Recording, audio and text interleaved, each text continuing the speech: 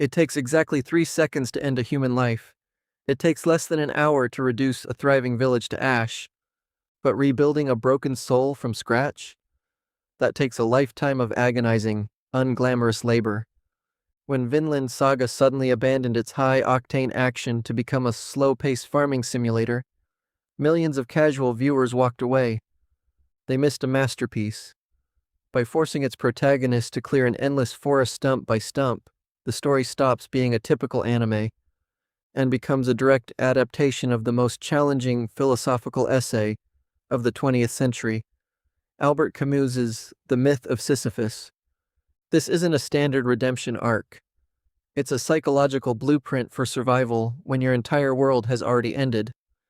To understand how Thorfinn climbs out of this abyss, we have to look at the exact moment his reality shattered.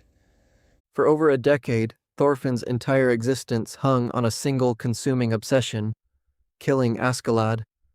This wasn't just raw anger, it was his religion. Every breath he took, every battlefield he survived, was fueled by the absolute promise of vengeance.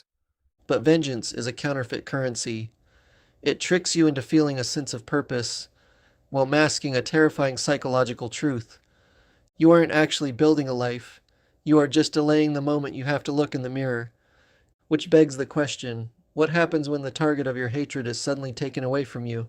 It's when the narrative pulls the rug out from under him. Askeladd is killed by someone else. In a single silent frame, Thorfinn's entire universe ceases to exist. Look closely at his eyes in that scene. The animators instantly strip away the light highlights, leaving his pupils hollow, glassy, and dead. He doesn't scream in rage, he just drops his dagger and collapses. This is the terrifying arrival of pure nihilism. When the one thing defining your identity is erased, you are forced to stare directly into the void. Sold into slavery, Thorfinn becomes a ghost in a living body, completely indifferent to whether he breathes or bleeds, because a world without his hatred feels entirely empty. But this hollow state is exactly where the real philosophy begins.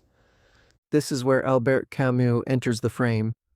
In his philosophy, Camus defines the absurd as the violent collision between the human desire for inherent meaning and a cold, silent, totally indifferent universe. We desperately want our suffering to make sense, but the universe refuses to answer. Most people escape this existential dread by inventing false certainties, turning to dogma, blind optimism, or in Thorfinn's case, endless violence. For years, bloodshed was his shield against the void. But on the quiet, sweeping fields of Ketil's farm, those illusions are stripped away. He is left with nothing but the crushing silence of his own choices. Enter Einar, and with him, the literal embodiment of this existential trap. The two slaves are handed a seemingly impossible task: clear a dense, ancient forest to buy back their freedom. It's grueling, mind-numbing, back-breaking work. They hack at roots, haul massive ropes, and drag timber day after day under a merciless sun. Through a literary lens, this is the ancient Greek myth of Sisyphus brought to life. Sisyphus was condemned by the gods to push a massive boulder up a mountain for eternity, only to watch it roll right back down the second it reached the peak. The torture wasn't the physical strain, it was the realization that his labor meant absolutely nothing. And for Thorfinn, the stakes are about to get even darker. Their labor feels exactly like that endless boulder. They work under the constant threat of rogue mercenaries, abusive farmhands, and a master who owns their bodies. At any moment, years of progress can be violently wiped away, and it frequently is. Yet, this exact futility is where Thorfinn's healing begins. Camus argued that Sisyphus triumphs over his punishment the moment he accepts the absurdity of his fate. When Sisyphus walks back down the mountain to retrieve his boulder, he is fully conscious of his reality. He owns his struggle. Camus famously concluded that one must imagine Sisyphus happy, because the mere act of pushing against the void is enough to fill a human heart. By embracing the dirt, Thorfinn does something radical. He stops running from his past and starts carrying it. The physical act of pulling stumps becomes a literal exorcism of his inner demons. This peaks during his horrific nightmare sequences, where he hangs over an endless abyss, of the men, women, and children he slaughtered. Every drop of sweat on that farm is a living apology to the ghosts haunting his mind. He realizes the universe won't grant him a clean slate, so he has to dig his own redemption out of the dirt. But just as Thorfinn finds a fragile sense of peace, the narrative introduces a terrifying ideological threat. The story violently cuts away from the golden fields and drops us into the freezing, high-contrast world of King Canute. And Canute's solution to a broken world is far more dangerous than simple nihilism. To appreciate Thorfinn's quiet rebellion, you have to look at his dark mirror. Canute is a man who looked at the absurdity of a cruel, blood-soaked world and refused to accept it. But instead of mastering his internal chaos, Canute chose absolute tyranny. He decided that if God wouldn't build a paradise on earth, he would force one into existence himself. Canute believes that ultimate political and military power can conquer the absurd. He assassinates, betrays, and conquers, all under the banner of a righteous future. He is trying to violently smash the boulder to pieces, completely blind to the fact that he's just making the mountain steeper. This sets up the defining ideological clash of the series. Canute wants to force peace from the top down, using the exact same violence that broke the world in the first place. Thorfinn exposes the fatal flaw in this logic during their legendary reunion. You cannot defeat a broken system by playing its game. True rebellion against a cruel universe isn't conquering others, it's mastering yourself. When Thorfinn takes 100 brutal punches to the face without striking back, it isn't a display of weakness, it's a demonstration of absolute, terrifying self-control.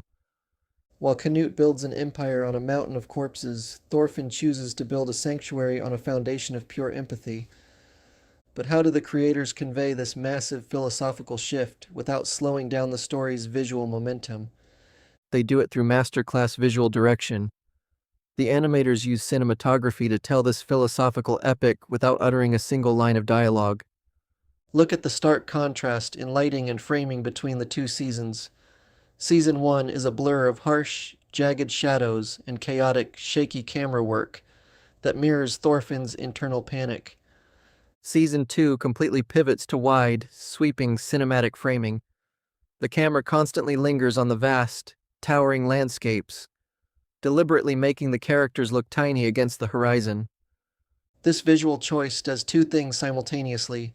It emphasizes human insignificance, a core pillar of absurdism, while celebrating the breathtaking beauty of simply being alive. The sound design is just as calculated.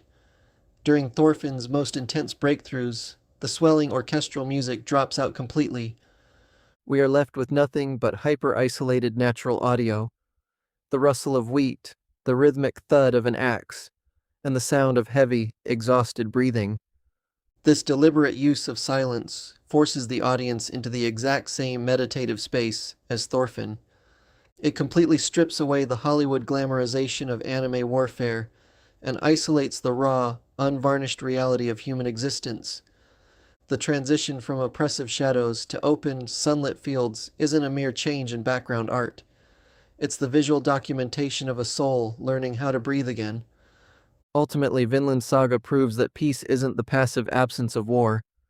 Peace is the active, grueling, and often terrifying work of choosing to create rather than destroy every single day. It is incredibly easy to be a monster in a monstrous world. It takes zero effort to succumb to nihilism and tear things down. The real strength, the true warrior's path, is having the courage to stand in the middle of a chaotic, indifferent universe and build something meaningful anyway. Thorfinn pushed his boulder up the mountain, and in doing so, he finally conquered the void. If you appreciate anime analyses that look past the surface plot, hit subscribe and join the community. Let me know in the comments below, is the Slave Arc the greatest redemption story in anime history?